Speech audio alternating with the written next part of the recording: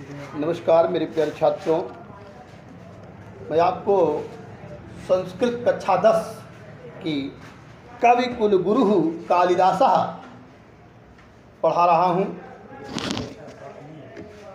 3 paragraph हो गए थे, चौथे पैराग्राफ का आज अर्थ देखेंगे। देश कालादेव कालिदास कुलस्यापि स्पष्टः परिचयो नोपलभ्यते। देश कालादेव, देश कालावदेव, कालवदेव ने देश काल की तरह ही कालिदास कुलस्यापि, कालिदास के कुल का भी अस्पष्ट परिचयो नोपलभ्यते, अस्पष्ट परिचय न उपलभ्यते, नहीं प्राप्त होता है। जैसे देश के का किस देश में कालिदास का जन्म हुआ और जिससे किस समय कालिदास का जन्म हुआ, इसका स्पष्ट परिचय नहीं मिला ना, उसी तरह ही कालिदास के कुल का भी स्पष्ट परिचय न उपलभ्यते, प्राप्त नहीं होता है। तस्य कृतिषु उनकी कृतियों में भी वर्णाश्रम व्यवस्थाया, वर्ण आश्रम की जो व्यवस्था है उसके यथा तथ्येन, उसके तथ्य के अनुसार प्रतिपादन में जो उसके तथ्य प्रतिपादित किए गए हैं, एतद अनुमीयते, ऐसा अनुमान किया जाता है।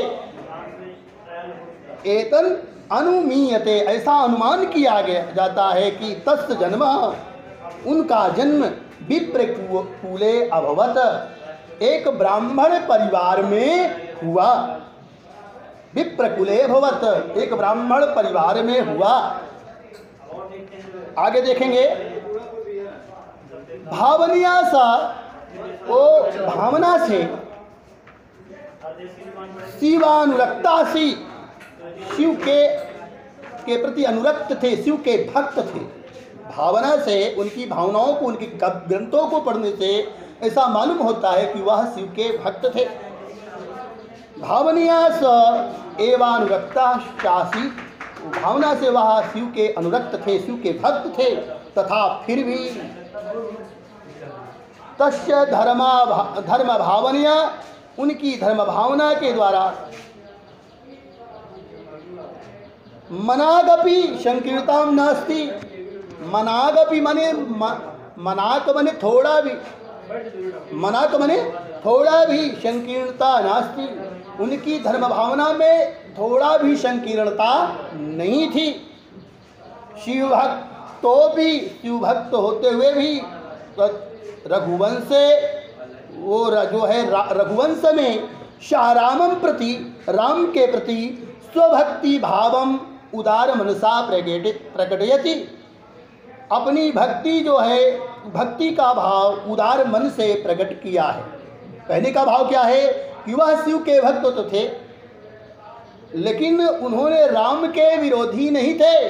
वो शिव भक्त के होते हुए भी उनमें धर्म भावना की संकीर्णता नहीं थी। वह शिव भक्त होते हुए भी रघुवंश महाकाव्य जो उन्होंने लिखा है उसमें राम मम प्रति स्वभक्ति भावम, राम के प्रति स्वभक्ति भावम, अपने भक्ति भाव को उदार मनसा माने उदार मन से प्रकटयति, प्रकटित किया है।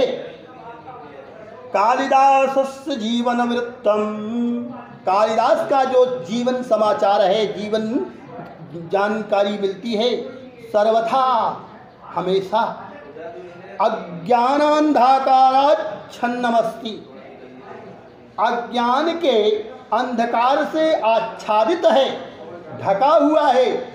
अर्थात कालिदास के जीवन वृत्त का कोई सही जानकारी प्राप्त नहीं हो पाती है। इसीलिए कह दिया गया कि कालिदासस्य जीवन वृत्तम सर्वथा अज्ञान अंधकाराच्छन्नमस्ति, अज्ञान के अंधकार से ढका हुआ है।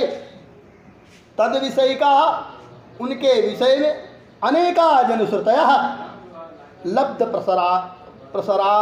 प्रसरासन्ति, अनेका जनश्रुतियाँ, अनेक जनश्रुतियाँ, अनेक किंवदंतियाँ उनके विषय में। किसके विषय में? कालिदास के विषय में। लब्ध प्रसरा माने प्राप्त होकर के, प्रसरा प्रसरासनंती, वो फैली हुई हैं, किंतु वो जो जनश्रुतियाँ फैली हुई हैं, ता सर्वा, वो सारी जनश्रुतियाँ जो हैं ईर्ष्या कलुष कसायित चित्तानाम कल्पना प्ररोहा एव, ईर्ष्या और कालुष्य की कलुषिता से बंधी हुई, बसीभूत हुई चित्तानाम कल्पना प्ररोहाय, मन का जो कल्पना मात्र, जैसे कल्पना के प्ररोह माने अंकुर, कल्पना के अंकुर जो है मन में जो लोगों के उत्पन्न हुए, वो ईर्ष्या और कालुष्य से भर करके जो उनके मन में कल्पना हुई, उसको ही यह जनश्रुतियाँ माना जाए। एव अतएव इसलिए सर्वथा चिंत्या संति, चिंतन करने, हमेशा ये चिंतन करने योग्य है। आगे देख ले, कालिदासस्य नवनवोन्मेषशालिन्याः प्रज्ञायाः उन्मीलनम तस्य कृतिषु नास्ति।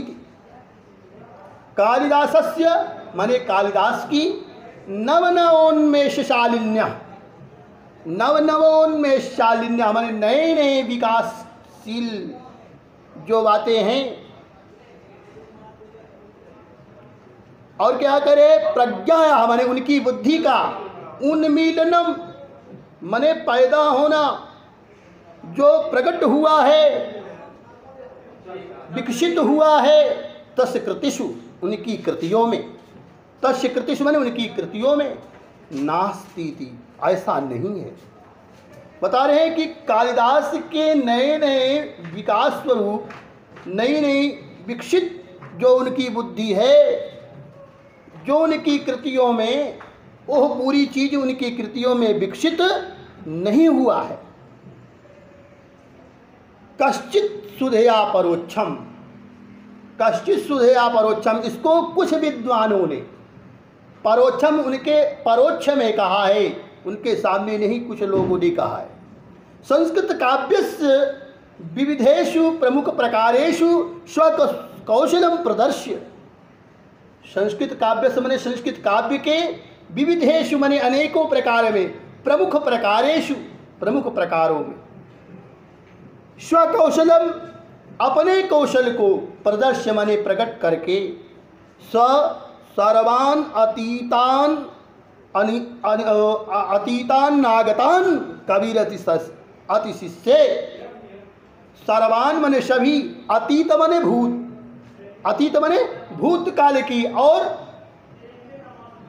अनागतान, अनागतान माने जो आया न हुआ हो अभी, अर्थात भविष्य, जो भूत और भविष्य है उसमें, कवि अतिशिष्य, कवि माने कवियों ने अतिशिष्य बताया है, उसको स्वीकार किया है।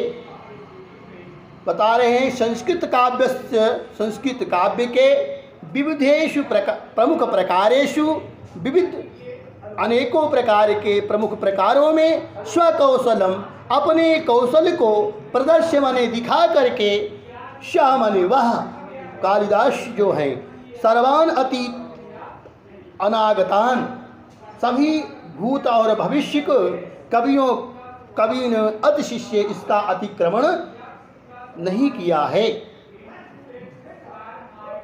रघुवंशम कुमार संभवंच, रघुवंश और कुमार संभव, तस्य महाकाव्यद्वयम, उनके दो महाकाव्य हैं।